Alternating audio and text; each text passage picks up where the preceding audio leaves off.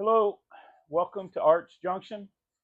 I have a collection of train sets, and I'm going to take you on a little tour of the whole place over time. So I'm going to develop several uh, recordings that discuss each scale, each city that I've created, and that's in the future. So I'm going to need you to subscribe and check notifications so you can get updates when as we produce these different little films, videos. What I want to start with today is how my interest in this hobby originated, and this is the product of that. And what happened was one day about 5 years ago, I was digging through some storage and I found a box that had my daughter's toys. My daughter's 40 years old, and so these toys had been in storage for possibly, well, 35 or 30 years or so. And when I opened it up, I realized that she had an entire farm set. And I thought, how cute is that? I'd love to see it set up again, because when she was a child, I had created a 4x4 sheet of plywood that I spray painted to emulate grass and dirt road and stuff like that, where she could place the animals and the little town and everything. Well, I one day I brought that storage into this building here, and that storage container, sorry, and set up all the animals. And I called up my wife and I said, "You've got to come over and see what this looks like." And she came over. She thought it was really fascinating. We hadn't seen the animals in the buildings and everything for, like I said, about 35 years. And and she said, all you need now is a little train going around it, and that's what got me started. So I realized that 4x4 sheet of plywood was not going to be big enough for all the farm buildings and everything that we had purchased for her. So I added another 4x4 sheet of plywood, and then I realized, that my wife had made a good point about needing a train to run around it. So I started doing some research, and I realized that the toy set was the scale of 1 to 64. So got on online and figured out that S Gauge, American Flyer, a company that was started in 1907 and has was purchased by Lionel in 1967, it was the size train I needed to match the size of the people and the buildings. Well, I didn't realize this, but S gauge has become out of favor. It's not there are not very many S gauge trains produced anymore. Lionel, as I said, they do produce some of them, but not as much. It's not as popular because HO has taken over, and there's still a popularity with O gauge, which are bigger. HO is smaller, O gauge is bigger. But this S gauge is 1 to 64. And as I researched it, I found a set that was available from Lionel. Well, of course, because I wanted to add a track around it, I needed to expand my plywood. And so one of the things I discovered quickly in the modeling train or modeling trains is that you need a lot of different skills. You need to be able to be handy with wood construction. You need to know electricity and painting and different techniques to make things look like it's been used and weathered. So that excited the creative aspect of me, and I decided that I would really enjoy this little hobby of setting up this one table. I hadn't planned on expanding yet, but this lit the fire. Well, what I did was I set up the train set, I wired everything, and then I decided that this town also needed an airport because I had been a pilot in my professional life, and I thought an airport would be appropriate, and I wanted to experiment with some water and everything. So if you take a glance around, you can see the whole town has come together. But what I what I really want to talk to you about too is not only is there a realistic aspect of this hobby, there's also the fantasy. And so as I created this little town, I started making up a little story because I wanted to uh, to create the scenes that would emulate. or create circumstances on this board that would make sense to kids and other, other adults. So I realized that I had two families here. I had a dairy farm, and I had a ranch that had horses and cattle, beef cattle, whereas the dairy was milk cows. Also, she had my daughter had a collection of pigs, and I put the pigs in a pig pen over there. I set up the little fence, and I continued. I did this with spray paint, so you can see the different the different uh, paint colors on the boards to emulate brown dirt, and then the green, I used green spray paint for the grass. As I did this, I started thinking about this family here. Their focus on dairy cattle and everything, and I named them Smith, the Smiths. And these folks over here, I named this rancher Wesson, Smith and Wesson. And I realized that Wesson had a little bit of a tourist thing going on here because he had the Cowtown Hotel. He built a sheriff's office and a blacksmith's office building, and here he would not only would he raise horses and cattle and put on a rodeo, he would draw tourists in by having created a little cow town, if you will, a little cowboy town. Well, that it really opened this little fantasy world to me. And then I thought, well, what good would is a train just going around and around and going along with the fantasy? I said, well, Mr. Wesson, being the wealthy man he is, he created this train to go around as a tourist attraction. So that explains the short route of the train, and explains why it's here. So that tourists can get on at the train station, can have their little ride, circle the farms, and their little aspects that we'll go over here in a minute. Also, as far as the airport is concerned, I uh, I had I had the example of an airport nearby, local here, that they use between their runways. They use it. They lease it out to farmers, so they actually grow crops in amongst the runways, and that's what I emulated here. I went ahead and planted corn in the middle, and I thought, well, let me put an airplane spraying, and I wondered how can I have it spraying, and I thought, well, if I got the hot glue and just strung it a little bit, it would appear to be spray. So that's what I did. The airplane I mounted on a wire, so it appeared you can't really see the wire over the corn, but it appears like it's crop dusting the corn.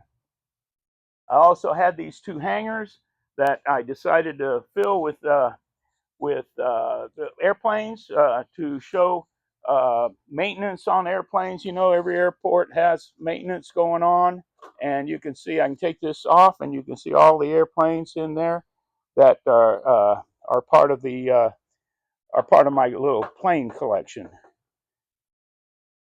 Moving on, uh, you know, there are little scenes within this that I wanted to highlight as we discuss this. As you can see, they're having a gather here, and there's a sign posted on these blacksmith shop that says cattle gathering today. So that's what they're doing here. You can see the cattle. Somebody left the gate open, so that's an issue, and we got a policeman trying to shoo that cow back in. So if you ever want to get in this hobby, you create these little scenes that are very exciting. If you'll look down Main Street, you can see some cars parked there. You can see a man on a horse over there. You can see horses. I had some knot holes in the plywood, and I thought, what can I use those knot holes for? And I used them as little springs coming out of the ground. And you can see that I put some dirt, and I put some epoxy in it, painted them blue epoxy. And if you'll come on this side of the table, follow me around here. You can see I have a little pond scene here with some ducks, and you can see a gentleman clearing the little drainage there. So there are little details that you can put that people won't notice necessarily, but they add a lot to the realism of your display. Here in the woods here, you can see the bears have gotten one of the ducks, and that's those are the little scenes you can create. As we move over this way, I needed I had some toys or some little trucks and things, and I thought, well, let me. There are road crews doing maintenance on in town and everything like that. Let me create a little scene where there's mud and people working to get that mud and or smooth it out. Perhaps they're filling in some holes. What I used for this, I just got some Elmer's glue and mixed in some dirt and just made a paste out of it. And then when it dried, you can create this mound of dirt here, and it gives some realism to it. Of course, I spread it on this bulldozer there, which gives it some realism. As you move along this way, you can see I had a crack in the plywood, and I created a little stream. Put some rocks in it, and you can put the epoxy down. Little trees. I made the trees. The best thing I do I use for the wooden part are cuttings from azalea bushes. They have a lot of branches off, and you can trim them like that. And then if you go in the woods, you might be able to find some of this oh my lichen, yes. And you can use you can look online and see how you can preserve it, and you can preserve it to be soft. Okay, all the little details. I love to put the actual wires running, and I use thread, black thread, and I like to attach it to my buildings also to show that there is power going to the buildings. Stack up a little stack of hay there. Inside here, this is the milking barn. If you take the lid off, you can look in there and see that the cows are being milked in there, and it's a working farm. I also went online. I love to put signs on my personal barn, my real barn, and I found a bunch of little signs that have kind of faded, but I glued them all to this barn to show what I've done in real life. I had an old train S gauge train car that wasn't rolling right. It was damaged, so I went ahead and created a scene here where it looks like it derailed, and you've got the cleanup crew there cleaning it up. Because it's a farm, I also wanted a little crop. You can buy these little vegetables and everything in your hobby shop. And so I created a little garden here with some workers working there. I have a little orange grove, some more corn. We have some cabbage and lettuce and things like that. So it adds to the realism of the scene. I also had an example of somebody who lived nearby who lived in a camper, and he collected junk cars. So I wanted to create that also. And if you can look right in this area right here, you can see the camper in which he lives. He's got a barrel burning right there, and all of the junk cars he's collected. This car is on bricks, and he's got a bunch of old tires in there. He's had these junk cars here so long they even have trees growing out of the hood and everything. And here, some of them are covered with blue tarp, and and anyway, I just wanted to create that scene there. Here, I have all the farm equipment that are used to plow the field here in the airport area, and now it's time to get the to demonstrate the train. Well, before we do that, let me show you. This is my attempt at making a water area. I took hot glue and streamed it along the this this boat here. I cut a hole in the plywood, sunk the boat down, then created this, and then touched it with some white paint to show some of like the foam and the waves that it would create. Here's a just side note. They have a canoer here, and I went ahead and put a little shark fin to show that canoer might be in potential danger there, might be in danger. Anyway, I'm going to start up the train, and also I like to illuminate all my buildings, and so I have to you learn how to wire the different lights. You can order them online, and I wire underneath the table, and I make a little or I drill a little hole, bring the line or the light up through it, and I illuminate all the buildings. And here's a demonstration of the train in action. Again, this is S gauge American Flyer, and this is a very good model. That children can operate this with no problem, and you get very few derailments. It's easy to go into reverse and stop.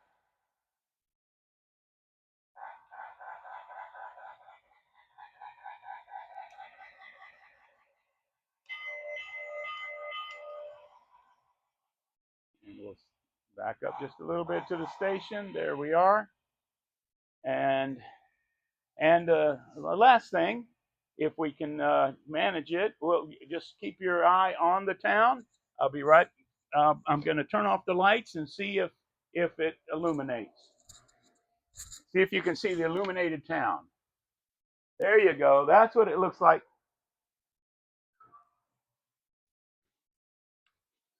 That's what it looks like at night. And it brings me a lot of joy to light it up. And it's a lot of fun to do it because you get, like I said, you get a lot of experience in electronics, electrical, and construction. So I highly recommend this hobby. Let me go ahead and turn on the light again.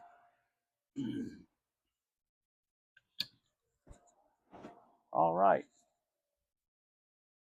And I really hope that you've enjoyed the discussion about this particular town and how it came to fruition.